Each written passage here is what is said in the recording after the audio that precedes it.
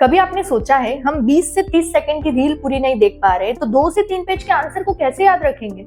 मैं बोल रही हूँ कि याद रखने की कोशिश करो ही मत, कभी भी लॉन्ग आंसर को रटने की कोशिश मत करो। आज मैं आपको एक ऐसी ट्रिक बताऊंगी जिससे आप आसानी से कोई भी लॉन्ग आंसर को अच्छे से लिख पाओगे। सबसे पहले हमें क्वेश्चन को बहुत ही केयरफुली रीड करना है। होता क्या है ना, हम आंसर को रटने के चक्कर में क्वेश्चन को इग्नोर कर देते हैं, उस पर फोकस ही नहीं करते, और अगर एग्जाम में थोड़ा सा भी ट्विस्ट होकर वो क्वेश्चन आ जाता है ना तो हमें कुछ समझ नहीं आता कि क्या करें। इसीलिए हमेशा पहले क्वेश्चन को केयरफुली रीड करो कि बोल क्या रहा है।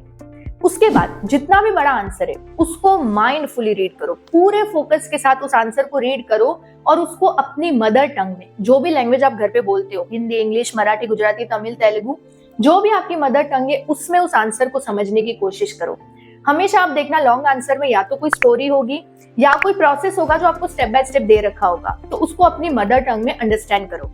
इसके बाद उस आंसर में जितने भी नेम्स, डेट, कीवर्ड्स, हेडिंग्स और सब हेडिंग्स हैं उनको याद रख लो, क्योंकि आप नेम को चेंज नहीं कर सकते, डेट को चेंज नहीं कर सकते, आप हेडिंग्स को, सब हेडिंग्स को ज्यादा ट्विस्ट करके नहीं लिख सकते। तो जितने भी नेम, डेट, हेडिंग, सब हेडिंग, कीवर्ड्स हैं उनको याद रख लो। उसके बाद उठाओ एक कॉपी और अपने अकॉर्डिंग आंसर को बना के लिखने की कोशिश करो। यस, लॉन्ग आंसर कभी भी रटे नहीं जाते, कितना रटोगे। अगर आप डेली एक आंसर लिखने की भी प्रैक्टिस कर लोगे ना तो एग्जाम तक आप 60 से 70 बार आंसर लिखने की प्रैक्टिस कर चुके होंगे। शुरुआत में आपको टफ लगेगा, सेंटेंस बनाना नहीं आएगा, बहुत सारी गलतियां होंगी, लेकिन ट्रस्ट मी 5 से 10 दिन बाद ही आप अपने आप में बहुत ज्यादा इंप्रूवमेंट देखोगे और इसके बाद आपको कभी भी ये 3, 4, 5 पेज के आंसर्स को रटने की जरूरत नहीं पड़ेगी।